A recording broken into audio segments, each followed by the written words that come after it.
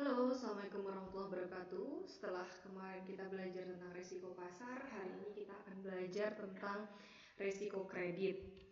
Resiko kredit ini biasanya terjadi jika terjadi counterparty atau ada pihak lain di dalam bisnis kita yang beliau tidak bisa memenuhi kewajibannya atau melakukan yang namanya one prestasi. Jadi misalnya ada orang yang pinjem uang kepada kita, lalu orang tersebut tidak bisa bayar, ya, sehingga dia melakukan counterparty dan dia eh, tidak bisa memenuhi kewajibannya, gitu ya. Nah, makanya ketika kita meminjamkan uang kita kepada orang lain, ini selalu akan ada resiko, gitu.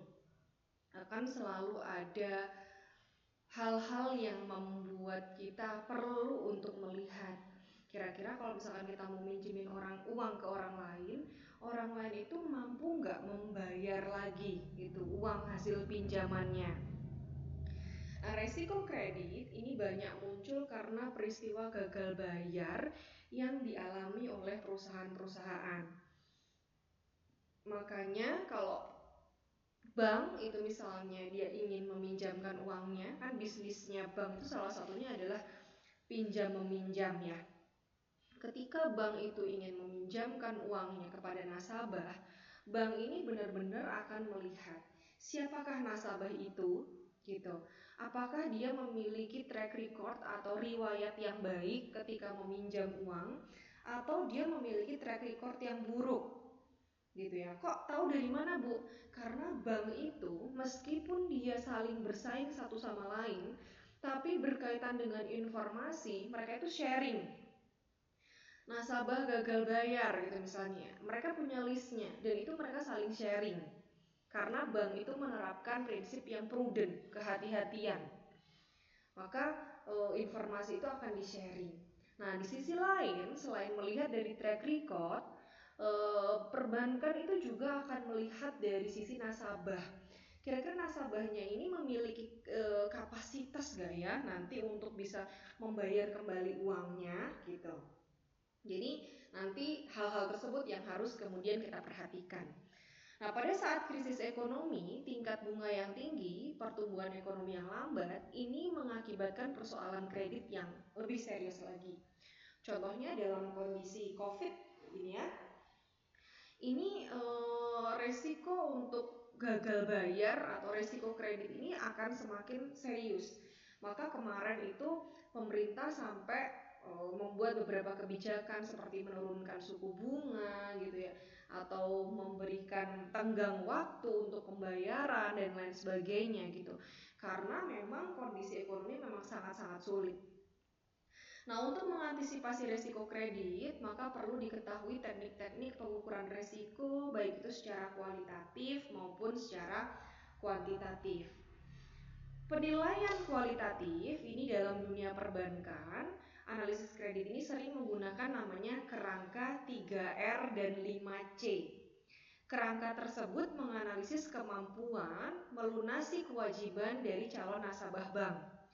Kerangka analisis 3R dan 5C ini digunakan untuk juga menganalisis risiko kredit yang kelak akan dihadapi oleh perusahaan. Apa itu 3R? Sebenarnya kerangka 3R dan 5C ini adalah 3R. R yang pertama ini adalah return. Jadi return ini berkaitan dengan hasil yang akan diperoleh dari penggunaan kredit yang diminta.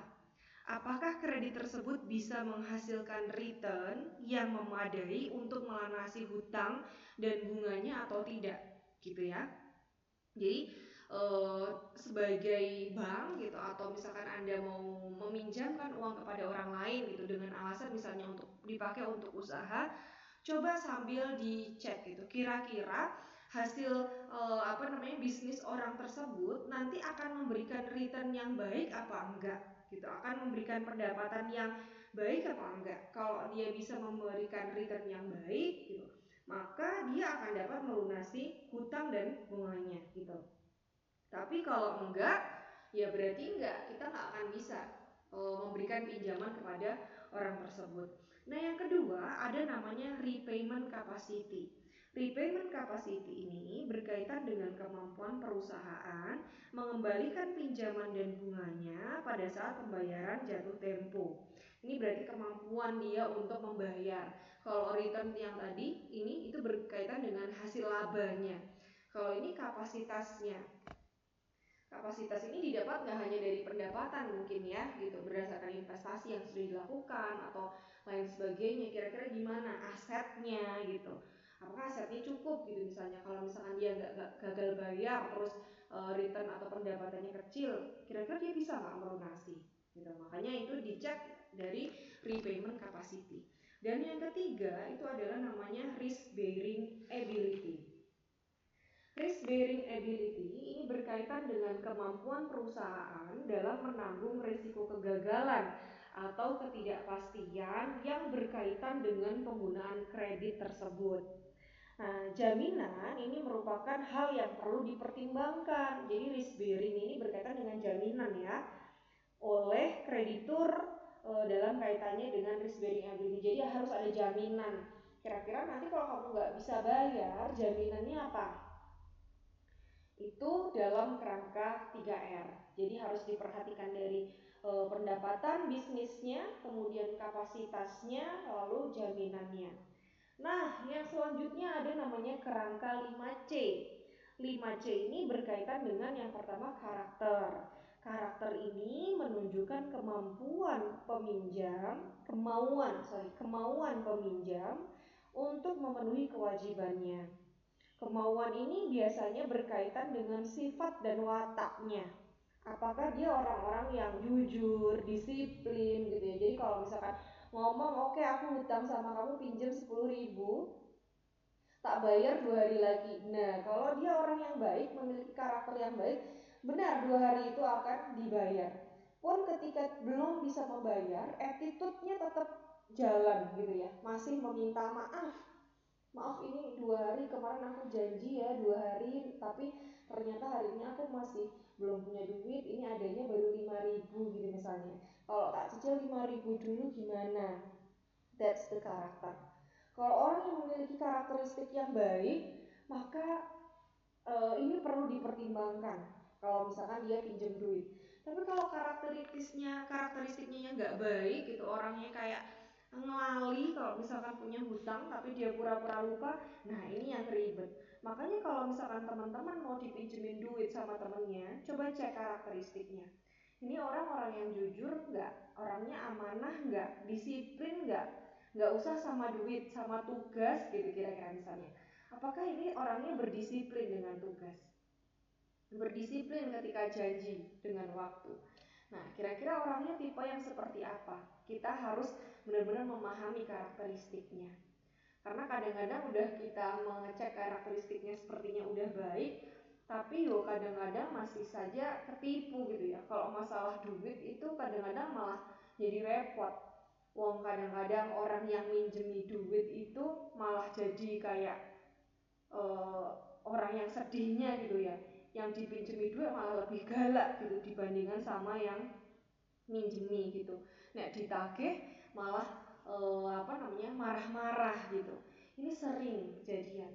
Maka kadang-kadang risiko kredit ini perlu untuk diperhitungkan dari kerangka 3R dan 5C.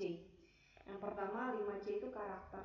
Yang kedua adalah capacity. Ini berkaitan dengan kemampuan peminjam untuk dapat melunasi kewajiban hutangnya melalui pengelolaan perusahaannya dengan efektif dan efisien. Jadi ini kalau capacity ini bisa dilihat dari track recordnya gitu ya. Kalau dari perusahaan ini prestasi-prestasi masa lalunya seperti apa, track recordnya seperti apa gitu, baik apa tidak. Sehingga misalnya bank ini akan memberikan ACC untuk memberikan pinjaman. Yang ketiga ini adalah kapital. Kapital ini adalah posisi keuangan perusahaan peminjam secara keseluruhan. Asetnya sama hutangnya ini gedean mana? Kalau asetnya masih besar gitu, berarti kalau misalkan dia gagal bayar, kita masih bisa menyita gitu istilahnya ya, aset-aset yang dimiliki. Maka di sini kita harus memperhatikan capitalnya, posisi keuangan secara keseluruhan. Nah, yang keempat ini ada namanya kolateral. Kolateral ini adalah aset yang dijaminkan. Dia punya jaminan nggak, hal yang diagunkan untuk pinjaman yang dimiliki. Nah, yang terakhir adalah conditions of economic. Jadi sejauh mana kondisi perekonomian ini akan dapat mempengaruhi kemampuan seseorang dalam mengembalikan pinjamannya. Jadi kalau mau ngasih pinjaman harus benar-benar diperhatikan 3R dan 5C ini. Kalau misalkan dilihat dari 5C kok ternyata 3 diantaranya itu tidak memenuhi, maka lebih baik kita tidak memberikan pinjaman. Tapi kalau misalkan di antara 5C ini gitu ya, kok ternyata karakternya nih yang buruk, kalau menurut saya sih juga jangan. Jadi benar-benar harus diperhatikan karakteristik 3R dan 5C ini, karena ini bisa menjadi acuan ketika kita ingin meminjamkan uang. Jangan sampai hanya kita meminjamkan uang karena belas kasihan gitu. Karena kita sudah belajar namanya manajemen resiko kredit. Maka kalau kita meminjamkan uang benar-benar harus dilihat kapasiti orang tersebut seperti apa. Karakteristik orangnya seperti apa. Dia memiliki jaminan nggak, kolateral nggak? Terus dengan kondisi ekonomi yang seperti ini, apakah dia akan memiliki kemampuan untuk membayar? Benar-benar harus kita teliti terlebih dahulu. Kecuali kalau niatmu untuk meminjamkan itu adalah sedekah gitu. Kalau sedekah nggak usah memperhatikan 3R dan 5C, ya udah dikasih saja. Tapi ketika memang niatnya itu untuk memberikan pinjaman, maka kita harus memperhatikan 3R dan 5C tersebut. Nah, ada juga namanya penilaian kuantitatif. Kalau penilaian kualitatif itu berdasarkan ini 3R 5C untuk resiko kredit, kita juga bisa menggunakan analisis kuantitatif. Analisis kuantitatif ini biasanya menggunakan rating perusahaan. Perusahaan atau negara seperti Indonesia yang biasanya menerbitkan surat utang, baik itu jangka panjang menggunakan obligasi atau jangka pendek menggunakan commercial paper, biasanya akan dirating oleh perusahaan perating. Rating tersebut ini untuk menunjukkan tingkat risiko suatu perusahaan. Melalui rating tersebut, calon pembeli obligasi, jadi kalau misalkan kayak negara gitu ya, Indonesia lagi nggak punya duit, terus mengeluarkan namanya surat utang gitu. Sering mungkin teman-teman tahu hal itu gitu ya. Perusahaan pemerintah Indonesia lagi nggak punya duit, mengeluarkan surat utang. Nah, dari surat utang tersebut ini pasti akan ada resikonya. Nah, makanya harus ada kita melihat rating resiko. Kalau ratingnya itu AAA, triple A, itu maka berarti ratingnya dia instrumen utang dengan risiko yang rendah dengan tingkat pengembalian yang teramat baik. Tapi kalau jadi ini nanti akan ada klasifikasi. Kalau misalkan mau beli obligasi gitu, nanti akan ada ratingnya. Kalau triple A seperti ini berarti instrumen hutang dengan risiko yang sangat rendah, tingkat pengembalian yang excellent atau sangat baik. Kalau double E itu instrumen dengan hutang dengan risiko yang rendah, sedangkan A itu pengembalian hutang dengan risiko rendah. Sampai kemudian ke D gitu. Jadi kalau misalkan kita mau membeli obligasi itu kan artinya surat hutang. Kita perlu untuk melihat sebenarnya perusahaan itu masuknya ke klasifikasi mana? Triple A, double E, atau triple B, double B, C atau D. Nah, itu harus kemudian kita cek. Sebagai contoh, untuk rating triple A, pada 1 tahun sesudah obligasi dikeluarkan rating gitu ya. Tidak ada perusahaan yang mengalami kegagalan bayar atau nggak pernah default. Gagal bayar itu kata lainnya adalah default. Berarti kita boleh mengambil obligasi dengan rating yang triple A gitu. Tapi kalau sampai C atau D, maka ini perlu untuk dipertimbangkan. Jangan sampai kita mengambil surat utang atau obligasi dengan level yang C atau D. Jadi ini untuk model analisis kuantitatif, ada namanya model scoring kredit, ada namanya RAROC, Risk Adjusted Return on Capital, ada namanya mortality rate, ada term structure dan ada namanya teori opsi. Nah, pada model scoring kredit ini dibagi lagi menjadi dua. Ada namanya model diskriminan dan ada model probabilitas linear. Nah, di antara model analisis kuantitatif ini coba saya akan jelaskan salah satu di antaranya, yaitu model scoring kredit.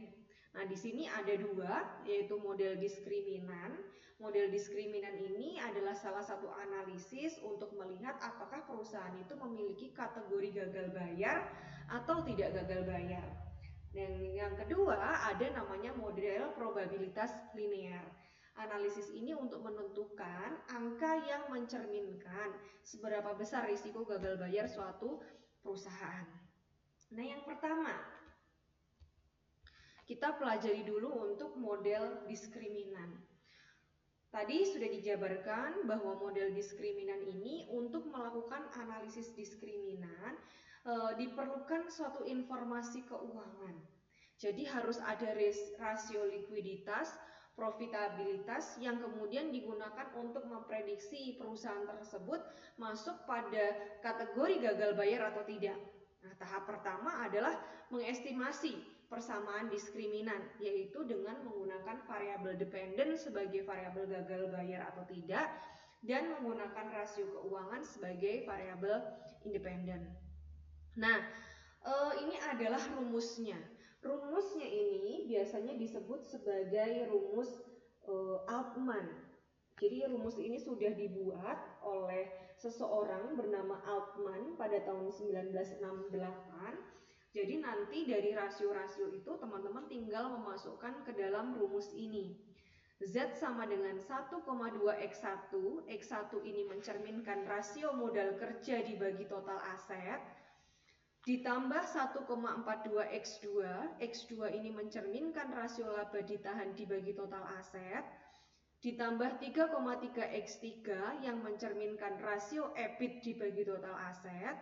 Ditambah 0,6x4 yang ini merupakan rasio nilai pasar saham dibagi nilai buku saham, ditambah 1,0x5. X5 ini mencerminkan rasio penjualan atau total aset.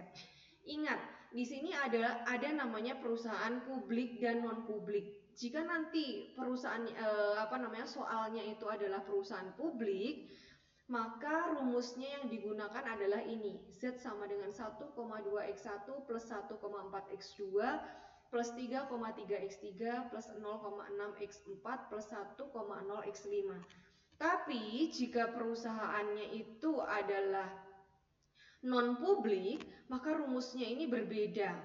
Rumusnya adalah Z sama dengan 0,717x1 ditambah 0,847x2 ditambah 107x3 ditambah 0,420x4 dan ditambah 0,998x5 gitu ya. Jadi ini ada perbedaannya, nilainya di depan ini berbeda. Jadi harus diperhatikan itu perusahaan publik atau non publik karena di dalam Altman ini ada dua. Nah, di sini ada cut off. Cut off itu batas untuk mengambil kesimpulan. Kira-kira kita mau ngasih pinjaman nggak ke suatu perusahaan itu, gitu ya. Untuk cut off-nya, batasnya, pada model pasar, batas tidak bangkrut itu harus di atas 2,99 dengan model nilai buku di atas 2,90. Tapi kalau batas bangkrut, kalau perusahaan itu dikatakan bangkrut, itu jika berada di area 1,81 dengan model nilai buku 1,20. Sedangkan wilayah abu-abu itu 1,81 sampai 2,99 dengan model nilai buku 1,20 dan sampai dengan 2,90. Itu wilayah abu-abu. Jadi kalau teman-teman harus memberikan pinjaman itu pada batas tidak bangkrut. Jadi pada area di atas 2,99 ini boleh untuk diberikan pinjaman. Jadi nanti kita harus ngecek rasio dari laporan keuangannya, kemudian kita hitung rasio modal kerja dibagi total asetnya berapa gitu kan, rasio laba ditahan dan total asetnya berapa. Nah, dari hasil ini kan sudah saya ringkas ya. Saya nggak pakai mode rasio pada laporan. Maksudnya saya tidak menampilkan laporan keuangan. Ini sudah langsung saya tulis gitu ya. Misalnya perusahaan A, ini rasio modal kerja dibagi total asetnya 0,25 dan seterusnya, ini B. Nah, di antara dua perusahaan ini, gitu pertanyaannya biasanya adalah mana yang akan mengalami kebangkrutan gitu, dan mana yang di antara kedua perusahaan tersebut yang mendingan kita tidak usah memberikan pinjaman gitu, biasanya pertanyaannya. Nah, berdasarkan rumus ini gitu ya, asumsinya perusahaan ini adalah perusahaan publik. Maka cara menghitungnya adalah 1,2, ingat kita menggunakan rumus ini 1,2x1 ditambah 1,4x2 dan seterusnya. Berarti kita tulis 1,2 ZA sama dengan 1,2 buka kurung 0,25. Ini didapat dari mana? Didapat dari sini. 0,25 ditambah 1,4 kali X2. X2-nya ini. Rasio laba ditahan dibagi total aset. Ditambah 3,3 X3. X3-nya ini rasio EBIT dibagi total aset 0,1. Ditambah 0,6 kali 2. 2 ini X4. Dilihatnya dari rasio nilai pasar saham dibagi nilai buku saham 2. Ya, dan 1,0 kali 2. 2-nya itu dari sini. Hasilnya adalah 3,97. Karena menggunakan informasi harga saham, maka digunakan model yang pertama ya. Dari hasil tersebut diprediksi bahwa perusahaan A ini tidak bangkrut karena nilainya adalah 3,97. Kalau 3,97 berarti ini sudah di atas 2,99, maka perusahaan ini tidak akan bangkrut. Bagaimana dengan perusahaan B? Maka perusahaan B ini harus kita hitung. Sama 1,2 kali 0,005 ditambah 1,4 kali 0,01 ditambah 3,3 kali minus 0,2 ditambah 0,6 kali 1,2 ditambah 1,0 kali 1,25. Hasilnya berapa? Hasilnya ternyata kalau dihitung, oke, di sini coba saya langsung tulis. Bagaimana dengan perusahaan B?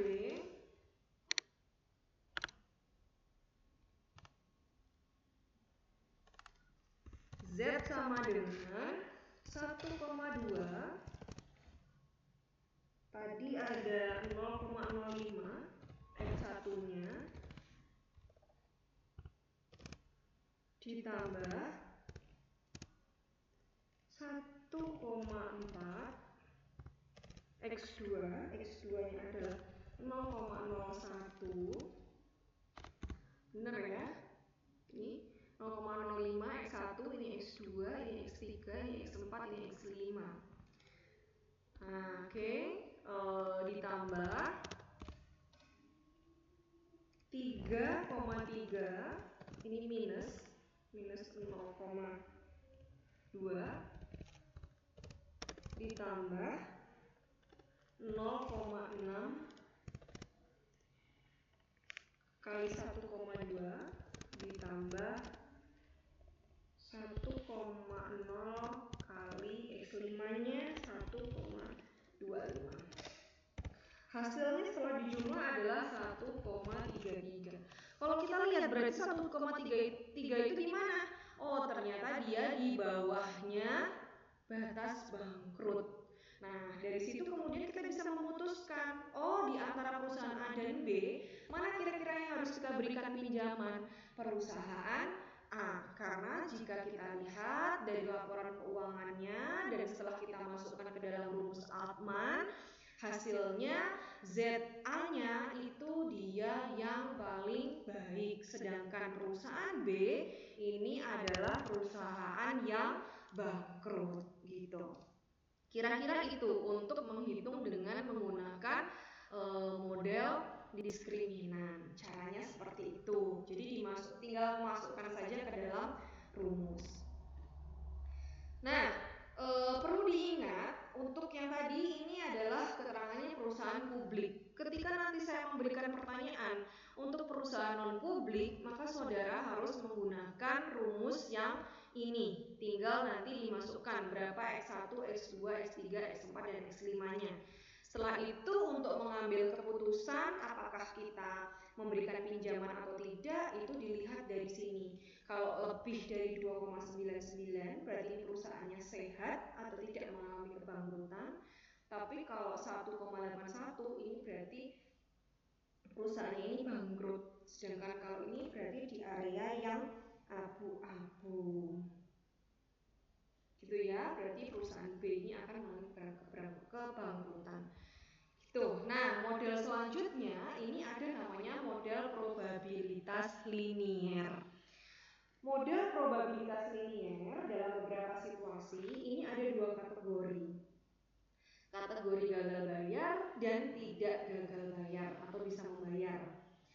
Kita barangkali menginginkan angka yang bisa mencerminkan seberapa besar kemungkinan terjadinya kegagalan bayar atau terjadinya resiko kredit pada suatu perusahaan. Model probabilitas ini bisa dipakai untuk mengakomodasi keinginan tersebut. Langkah pertama adalah dengan melakukan estimasi persamaan untuk model probabilitas. Kita akan mengumpulkan data perusahaan yang gagal bayar dan tidak gagal bayar. Variabel gagal bayar tersebut kita sebut sebagai variabel independen. Perusahaan yang gagal bayar diberi kode 0 dan yang tidak gagal bayar dikasih kode 1 ya nanti.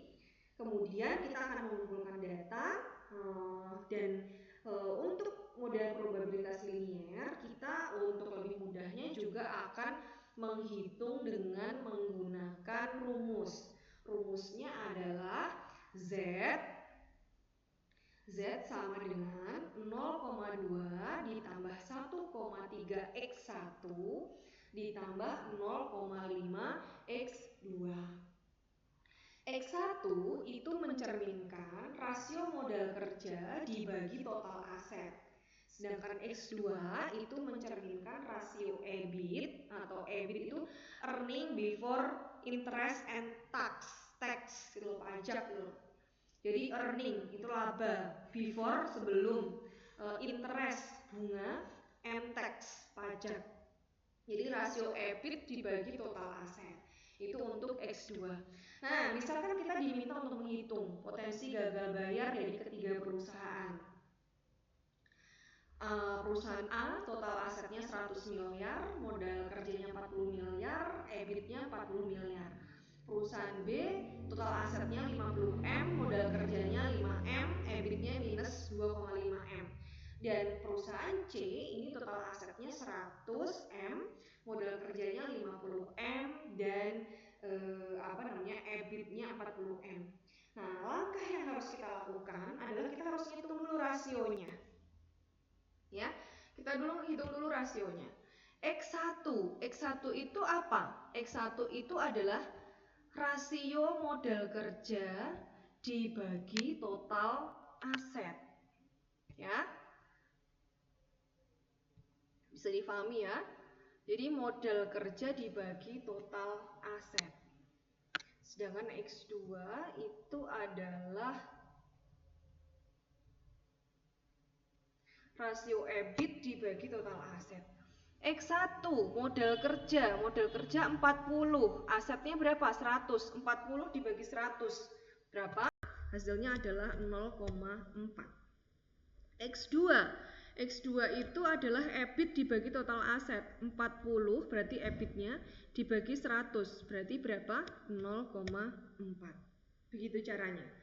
Lalu untuk yang ini, yang perusahaan B,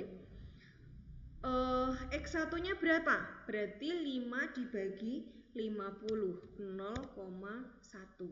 Sedangkan X2-nya berarti EBIT dibagi total aset. Min 0,25 M dibagi 50 M. Artinya adalah 0,05. Nah, yang ini 50 dibagi 100, 0,5. Sedangkan X2-nya 40 dibagi 100. Hasilnya adalah 0,4. Jadi kita udah tahu nih X1, X2 dari masing-masingnya. Kalau kita udah tahu, maka langkah selanjutnya adalah kita harus menghitung probabilitas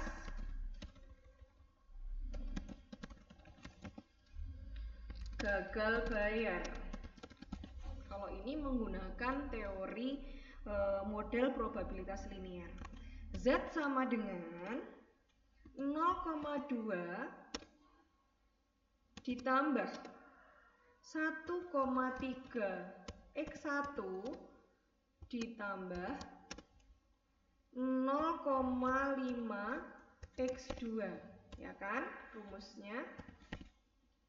Nah, berarti untuk ZA, Z perusahaan A sama dengan 0,2 ditambah 1,3 kali X1. Coba kita lihat, berapa X1-nya? 0,4, X2-nya 0,4. Berarti tinggal kita masukkan 0,4 ditambah 0,5 kali 0,4. Berapa hasilnya? Hasilnya ternyata adalah 0,92. Sedangkan ZB, berapa ZB? Kita hitung, kita lihat dulu. X-nya adalah 0,1, X1-nya, X2-nya minus 0,05. Kita masukkan ke dalam rumus 0,2 ditambah 1,3 ya benar kali 0,1 ya ditambah 0,5 kali minus ya, minus 0,05. Hasilnya ternyata adalah 0,305 untuk ZB. Sedangkan ZC mari kita hitung 0,2 ditambah 1,3 kali berapa tadi? X1-nya ada 0,5, X2-nya 0,4. 0,5 ditambah 0,5 kali 0,4. Ya. Jadi ingat, yang ini itu didapat dari rumus ya. Saya kasih warna yang berbeda biar ketahuan. Ini dari rumus.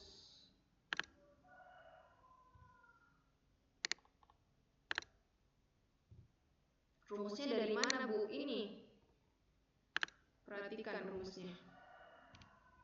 Jadi nanti nggak bingung teman-teman. 0,2 ya, 0,2, 1,3, 0,5 ya. Ini juga sama. Ini dari rumus. Nah, nanti tinggal teman-teman masukin dari X1, X2-nya. Itu caranya. Saya kira ini masih sangat relatif lebih mudah ya. Sangat mudah untuk menghitung gagal bayarnya. Tadi juga rumusnya termasuk masih mudah. Nah, ini hasilnya adalah 1,05. Kalau dia dari perhitungan di atas, dari probabilitas lancar, perusahaan A itu adalah 0,92 dan B 0,305. Dengan kata lain, kalau ini dilihatnya besaran mana gitu. Perusahaan A ini memiliki resiko kredit yang lebih rendah. Ini lebih rendah dibandingkan dengan perusahaan yang B. Jadi hitungnya itu adalah dari 0 sampai 1. Kalau 0 itu semakin menuju ke 0 itu semakin gagal bayar, tapi semakin ke arah 1 itu berarti semakin baik. Nah, kalau dilihat di sini 0,9 ini kan udah mendekati 1 ya. Berarti ZA ini dikatakan dia lebih baik dibandingkan yang ZB. Saya tulis untuk mengambil keputusan dilihat dari rentang 0 sampai dengan 1. Semakin mendekati 1 maka perusahaan sehat. utang bayar. Tapi semakin kecil dan menuju nol, maka perusahaan itu menuju kegagalan bayar. Tuh. Berarti kalau di sini yang paling bagus itu adalah perusahaan C, kemudian perusahaan A, dan yang terburuk itu adalah perusahaan B gitu. Ini untuk kita membahas tentang risiko gagal bayar dengan menggunakan metode probabilitas linear. Sebenarnya ada beberapa metode yang lain, ada metode RAROC atau Risk Adjusted Return on Capital, teori opsi dan lain sebagainya. Tapi saya kira ini cukup untuk memberikan satu gambaran kepada teman-teman untuk bisa menghitung gitu ya. Paling nggak bisa menghitung dengan menggunakan Altman atau menggunakan model diskriminan. Itu kira-kira yang bisa